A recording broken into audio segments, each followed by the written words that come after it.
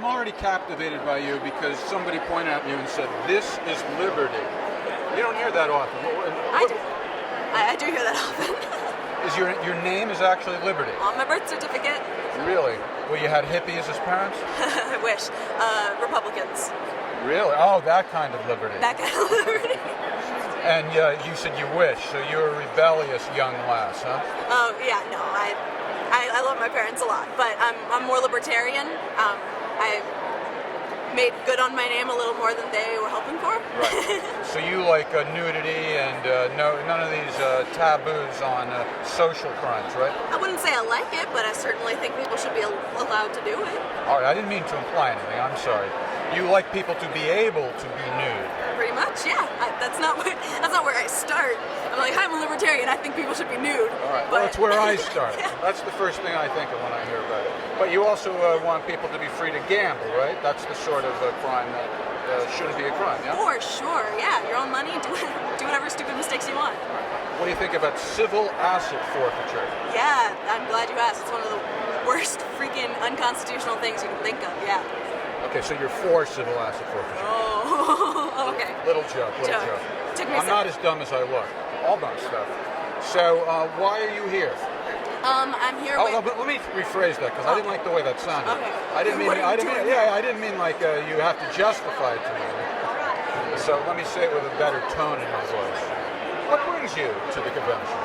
Well, thank you for asking so politely.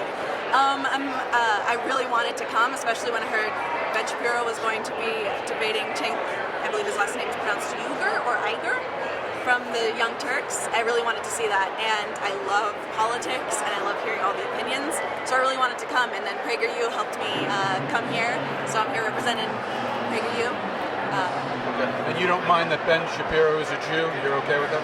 I'm also Jewish. I'm sorry, I don't think that's an answer to my question. That's a good point. I prefer the fact he's a Jew. Really?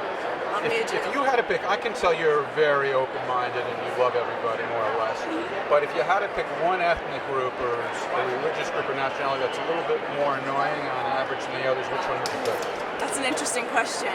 Honestly, I think Jews are the best and also the most annoying. As a Jew, I feel like I have the right to say, you go to Israel, they'll give you the shirt off their back, they'll give you anything you need. Just ask someone, but at the same time, they'll tell you they think you're dressed like a slut and how to take care of your baby. I don't think it's going to be a comfortable Thanksgiving for you this year with your relatives. To hear what you just said. I know those are the annoying Jews you have in mind, right? My relatives are mostly liberal, so it's already uncomfortable. Oh, really? I love them. Well, hold on now. Your parents are Republicans. Oh, yeah. And your relatives are liberals, so you don't get along with anybody. That's the nice thing about being a libertarian. Everyone hates you, but also everyone loves you. I see. The ones who respect your independence, yeah? As long as you talk about the right things to the right people. So what's the issue that you're most excited about in terms of the Trump era? I am excited that Trump seems pro-Israel. And what worries you the most about the Trump era? I mean, I would say I'm worried that he's not doing much, but I love that he's not doing anything. Like, if he can keep this up, right. Just 4 years of not doing anything, that'd be great. Do you like the heckling and the insult humor and so forth? God, it's tough because it's really entertaining. It's not getting anything done. It certainly makes... Hold on, what do you mean? Entertaining is getting something done. True. Go ahead, I'm sorry. That's all right. Mostly what it's doing, though, is making people hate Republicans. I feel like I'm an ethnic Republican, being born to two Republicans, like a convert of Republicans. So it just, I'm not part of the party, and I don't agree with everything they say, but the hatred toward them that's coming now, and it's mostly thanks to Trump making them look like a bunch of douchebags. Do you think it's good for democracy or not so good for democracy, or you don't even think about it that way? Well, first of all, I'd say what's good for democracy isn't necessarily good for everyone in the country. Just because 51% of people vote for it doesn't mean it's good. Well, you said it was entertaining, and that makes me think, well, he's engaging people. The country is really following politics, learning about it, learning about some other things too. it seems to me that if you have a lot of people participating, isn't that sort of inherently good for democracy? It depends how they're participating. If they really are trying to learn as much as they can, and then sending angry tweets and Facebook messages about how much they hate Trump. You don't consider that educational? Right, right. Reading Trump's tweets and then making pussy hats and walking a lot. Like, I don't know if that really does make the country any better. People are getting more involved, maybe, but I don't think they're getting involved in ways that make a good difference. Just yelling about impeachment, like, he's not going to get impeached probably. Do you have any take on the emoluments clause? I don't know what that is. All right, then you don't have a take on it. Well, can you tell me? It's an obscure part about the Constitution that some people think Trump has violated.